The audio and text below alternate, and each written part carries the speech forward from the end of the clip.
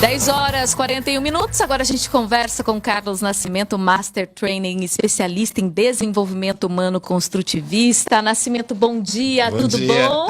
Prazer tê-lo aqui novamente. É sempre uma alegria muito grande estar dividindo esse espaço com você. Você é uma profissional fantástica, né? Eu tenho sido, assim, muito agraciado de estar aqui ao seu lado. A gente também, viu? Bacana, que bom. A gente também. Vamos lá. Bom, vamos falar do tema de hoje, quais as mudanças do perfil do líder ao longo dos últimos anos. A gente sabe que as transformações ocorrem, que as inovações chegam. Como lidar, como participar dessas inovações, Nascimento? Legal. É sempre bom imaginarmos, assim, o contexto que nós temos hoje desenvolvido nesse país, Cassiane. Existe um debate muito forte sobre que rumos tomaremos na área política, na área da economia, na área da educação e também na área da liderança, né? A primeira conceituação que nós devemos nos atentar é que, diferentemente do que as pessoas rotulam hoje, essa preocupação com as inovações sempre ocorreram. Né? Se você abrir o processo histórico da humanidade, sempre houveram coisas inovadoras. O que o nosso líder precisa se atentar hoje, Cassiane, é que há um elemento, sim, que traz um diferencial desse contexto da inovação histórica, que é a velocidade com que as inovações ocorrem. Então, nós estamos num período da humanidade onde as inovações continuam ocorrendo, mas elas ocorrem verdadeiramente com uma velocidade muito grande e o líder deve se atentar a isso. Muito bem. Aliás, né, falando ainda sobre as questões das inovações ao longo do tempo, o que mudou com relação ao líder? Esse conceito de líder, ele vem ao longo da nossa história também mudando bastante. Nós saímos desde lá do capataz, né, da época da escravidão, e esse agente executivo, esse agente de mando, ele vem sim ao longo dos anos mudando a sua conceituação e também evoluindo esse conceito. Não só a nomenclatura, nós não estamos aqui nos apregoando a nomenclatura e sim ao conceito. O conceito mais recente da nossa modernidade, vamos pegar mais recente nos últimos 30 anos, por exemplo, e 30 anos no processo histórico da macroeconomia é pouco, é um período curto, mas nesse período curto nós tivemos sim uma evolução muito grande conceitual nessa figura do líder. Então nós saímos da era do chefe para passarmos pela era do gestor, chegarmos à conceituação de líder, e hoje nós trabalhamos com uma outra conceituação mais atualizada, que é a conceituação do líder educador, Cassiane. Então, não basta você gestar, não basta você liderar, você precisa ser um líder educador. E nós temos uma carência bastante grande justamente nessa concepção do educar. Os nossos líderes mal estão preparados para gestar e liderar, menos ainda para educar o seu colega de trabalho, a sua equipe. Então, o grande desafio que está colocado hoje é para esse líder educador. Dá para você falar um pouquinho mais sobre esse líder educador? Quando nós vamos tratar sobre o líder educador, nós não temos como dissociar de um personagem estratégico para o crescimento da nossa sociedade, para o desenvolvimento do nosso país, que são os professores. Eu sou absurdamente apaixonado pelo professorado. Os nossos professores são eles que dão a origem na formação dos nossos líderes lá no banco da escola, lá nas nossas crianças, né? Então nós estamos vivenciando hoje esse movimento de transição no Brasil, fazendo com que o nosso líder corporativo comece a se atentar para algumas ferramentas e alguns aprendizados do mundo pedagógico do professorado.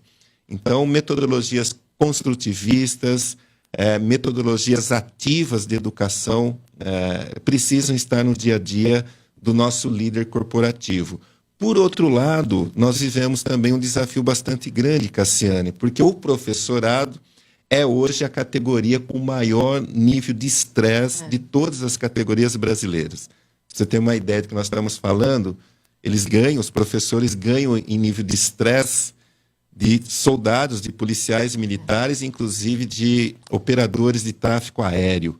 Então, nós estamos falando de uma coisa muito séria, né? Chamar a atenção de que, assim como os nossos líderes corporativos precisam estar atentos e trocar, aprender a lidar com as ferramentas de gestão pedagógica, os nossos professores hoje também precisam urgentemente estar mais abertos para algumas metodologias da educação corporativa que possibilite ele a gestar melhor as suas emoções e carrear melhor o processo de aprendizagem das nossas crianças para que nós possamos formatar grandes líderes no nosso Brasil. A gente já disse aqui, vou repetir para os nossos ouvintes, diferentemente do que todos acreditam que a grande crise brasileira é a crise política ou a crise econômica, não. A grande crise brasileira é a ausência de liderança. Só existe crise onde não se tem líderes. E os nossos líderes estão nos nossos bancos das escolas. Então, nós temos chamado muito atenção para essa movimentação de que na formação do novo líder educador, nós tenhamos também essa concepção de muitos dos processos pedagógicos dos professores. Muito bem. Para isso tem que ter uma valorização, né, do profissional, né, do professor. Mas tudo precisa de um professor, né? Tudo parte do professorado, tudo parte do ensino, né? Nós temos hoje, existe uma movimentação de mudança, inclusive na grade. Nós temos as chamadas NBCs, né, que são as normas brasileiras que vão alterar o currículo agora, a partir até 2020. Mas para você ver assim, é uma coisa muito artificial, porque existe nessas normas um novo contexto de educação da inteligência emocional das nossas crianças. Isso é fantástico, é muito importante. Mas, por outro lado, quem vai fazer isso são professores que estão no topo da categoria de trabalhadores estressados. Então, nós precisamos inverter essa lógica, né? Fazer o óbvio, que é fazer com que o professorado aprenda a gestar as suas emoções, para a partir daí sim ensine as crianças a gestar a sua inteligência emocional. O que parece muito simples, né? É o óbvio. Eu costumo dizer o seguinte, aliás, vou dar uma deixa aqui, né? Estou escrevendo um livro também chamado de O Óbvio é de Deus, o normal é do capeta. Por que isso, Cassiane? Porque as coisas precisam ser feitas de uma forma óbvia.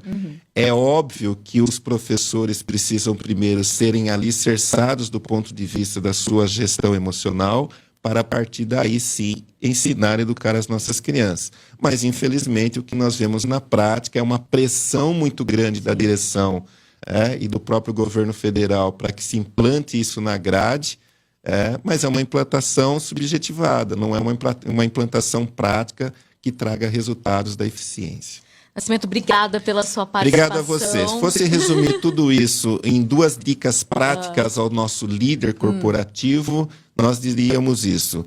Passe a trazer para dentro do seu mundo a questão da neurociência, como nós sempre repetimos aqui. Com certeza. Mas passe também a trazer, então, o conceito de metodologias ativas para o processo educacional corporativo e também a metodologia construtivista para dentro da sua educação corporativa. Muito bom. E o interessante que você colocou é que antes a gente via, antigamente mesmo, o chefe, né? Sisudo. E hoje a gente vê um líder que é um educador. Exato.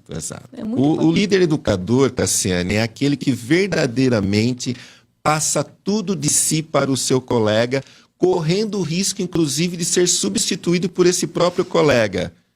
Não tem nada, não tem problema algum, porque se ele chegar a esse patamar de ser substituído por um outro colega, é porque ele já está num nível tão elevado que seguramente ele vai ser absorvido por uma outra camada, ou por uma outra empresa, ou por um outro segmento, enfim. Ele vai continuar exercendo o seu ápice de liderança.